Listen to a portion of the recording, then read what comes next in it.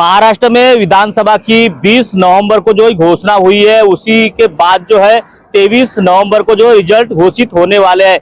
सभी जो उम्मीदवार है अपने अपने विधानसभा में फॉर्म भर रहे। उसी तरह आज भी जो है देवरी आमगांव विधानसभा में यहाँ पे एक स्वतंत्र उम्मीदवार ने फॉर्म भरा है। आइए जानेंगे किस प्रकार का उनका मुद्दे के ऊपर चुनाव लड़ेंगे और जनता से किस प्रकार की अपील चाहते हैं। सबसे पहले अपना परिचय दीजिए।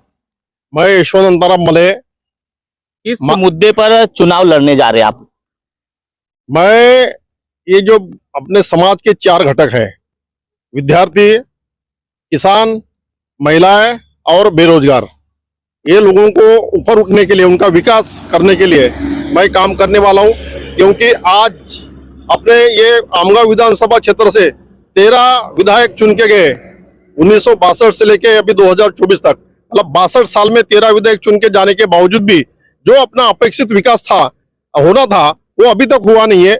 और इसलिए मैं अभी ये क्षेत्र में उतरा हूँ कि भाई ये क्षेत्र का विकास कैसा भी करके अपने को करना है। जब तक ये समाज के 4 घटकों का ये विकास नहीं होगा, तब तक एक क्षेत्र का विकास नहीं होगा। क्योंकि कोई विद्यार्थियों के लिए कोई वाचनालय, लाइब्रेरी नहीं है, ना मार्गदर्शन केंद्र है, ना किसानों के लिए आधुनिक पद्धति से खेती कैसे किया जाए, कम जमीन में कैसे अलग अलग फसलें लिया जाए, उसका कोई मार्गदर्शन केंद्र और प्रशिक्षण केंद्र नहीं है। महिलाओं के लिए कोई सुविधा नहीं है ऊपर उठने के लिए। बेरोजगार लोगों के लिए अपनी बेरोजगारी कमी करने के लिए, 12 महीने काम देने के लिए कोई इनके पास योजना नहीं है।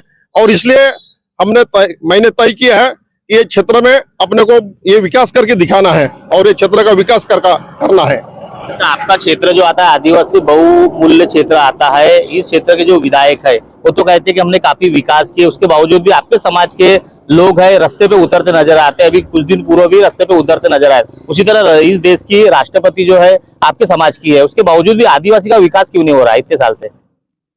क्या है, ये जो जितने भी लोग हैं, ये पॉलिटिक्स में आए हुए आदिवासी लोग जो है, ये खुद का विचार जो है, अपनी जो विचारधारा है वो सामने नहीं रखते, वो दूसरे की विचारधारा से चलते हैं। इसलिए आदिवासियों का विकास हुआ नहीं।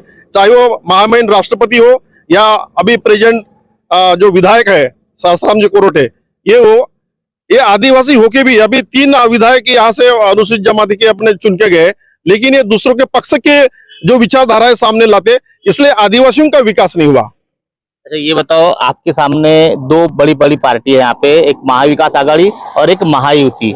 उसी तरह जिस क्षेत्र के जो पहले विधायक थे, पूर्व विधायक जो संजय पुराम, उनको इस बार जो पार्टी ने और जो है बीजेपी पार्टी ने जो है मैदान में उतारी है।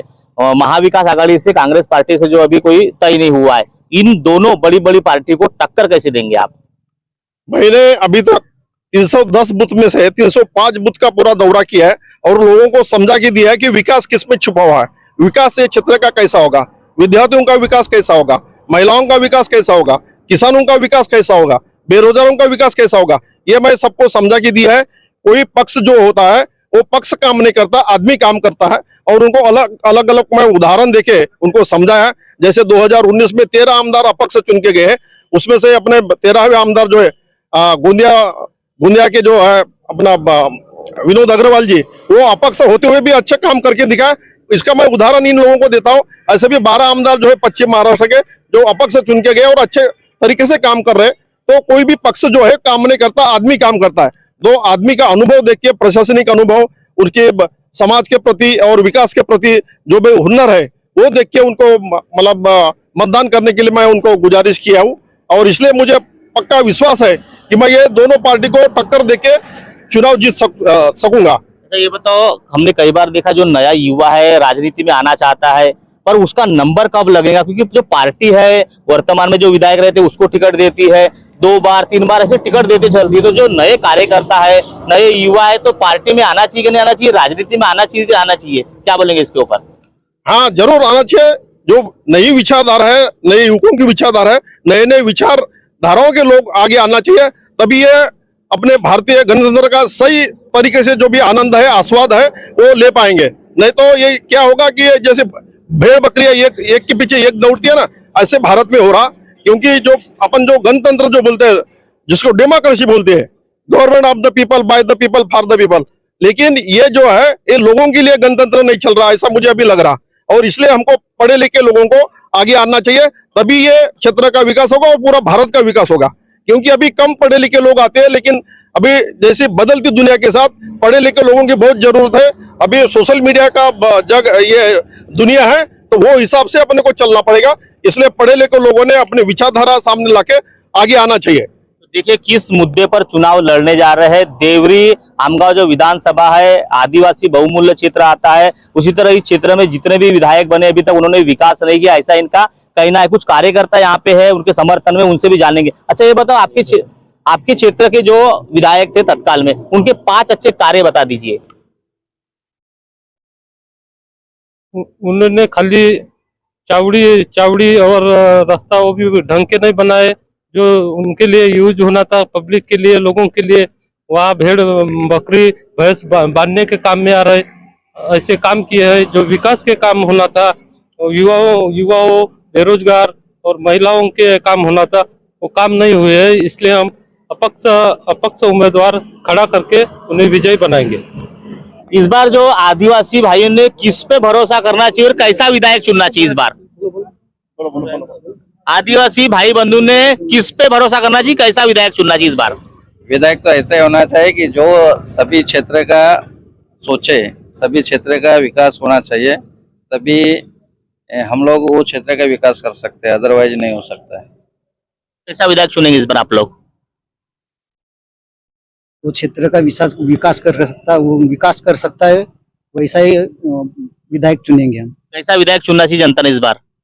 जो क्षेत्र का विकास कर सके वैसा विधायक हमको सब निर्णय करके चुनना है। तो देखिए हर बार जो है कहीं ना कहीं जो उम्मीदवार होता है वो कहीं ना कहीं मीठी मीठी बातें कर जनता को लुभाता है, और कहीं ना कहीं जो है विधायक बनने के बाद जितना विकास अपने क्षेत्र में, अपने जो है विधानसभा में करना चाहिए उतना करते नजर नहीं आया है। इसीलिए आज इन्होंने स्वतंत्र उम्मीदवारी दाखिल की है देवरी विधानसभा में।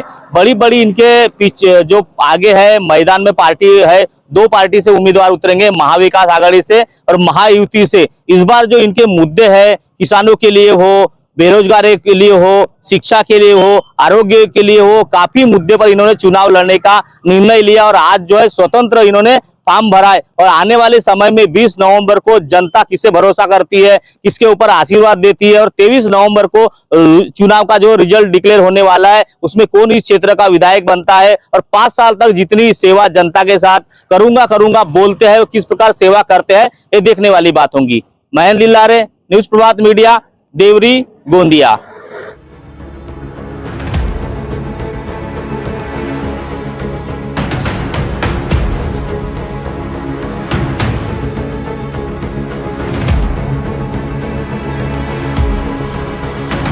अब आपकी समस्या तूफान की तरह सरकार तक। न्यूज प्रभात मीडिया।